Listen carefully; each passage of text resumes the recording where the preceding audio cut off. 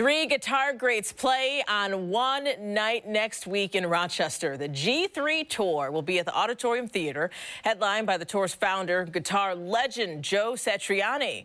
We were able to Skype with Joe about the show. Our executive producer, who's probably going to be at that show next week, Mike DiGiorgio, he's a fan. He insisted he take this one.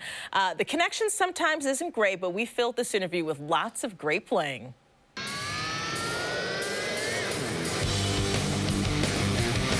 And just like that, right behind us, we've got a guitar legend via Skype. I could say so much about Joe Satriani. He's heard it all before. I'm not going to gush too much, but right when we started the connection, I kind of geeked out because he's got a guitar strapped around him already. That alone is exciting to me. So let me turn around. Oh, there it is, man. Joe, I personally have been a fan for a long time. But I'll tell you, I've never seen a G3 show before. So for the sake of the audience, kind of give everybody an idea of what a G3 show is all about. Oh, wow. Well, G3, we've got the three of us together, basically. You've got Phil Collins starts the show with his band, Delta Deep. They play a set, an awesome set, and they're followed by John Petrucci and his solo band. They play their set. We follow, myself with Brian Beller on bass, Mike Keneally on keyboards and guitar, and Joe Travers on drums. We play music from the last 30 years of the catalog, plus the new album, What Happens Next.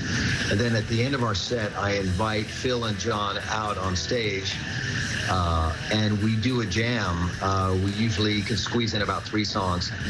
And we basically try to outplay each other with the best intentions, and just have a great time. It's really a fascinating approach to a show for guitar players, because we get to sort of push each other every night and see how much better we can play. What makes a G3 guitarist? How do you pick the 2 guys that are going to be there with you? That's a great question. It's a really difficult thing because there are a lot of really fascinating musicians out there, great guitar players. The other thing is you have to have sort of like the confidence and the personality that gives you the courage to walk out on stage and stand next to 2 other guitar players that you know, probably do something better than you do. That's a difficult person to find. Not everybody likes that kind of danger on stage, you know. I love it. I just think it makes you feel like you're a true artist, like living on the edge. So I've always gravitated towards that. Have you ever had to turn anybody down because you're, or if you've thought about expanding to like a G4? G5, if you got too many good choices. You think just like I do, you know, like the more the better. But here's a funny problem, which is the average, you know, person sitting in the audience may not think about this, but when we play, let's say, 3,000-seat theater, right?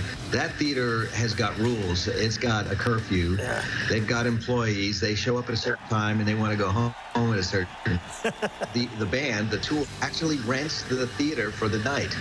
And we have to get in when they say we can get in, and we have to get out when they say we need to get out. Do you have a wish list for future years? Should this keep going? The wish list, I think, started out with Eddie Van Halen and Jeff Beck, Jimmy Page. I mean, all the usual suspects, right? And but not all of them. I mean, in the case of like Jimmy Page and Eddie Van Halen, they never really step out of their bands, do they? No.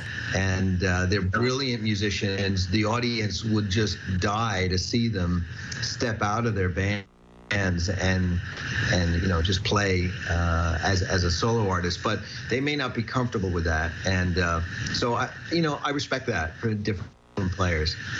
So I keep pushing those. The format of the show, is there a vocal mic on stage? Oh, yes, definitely, yeah. Okay.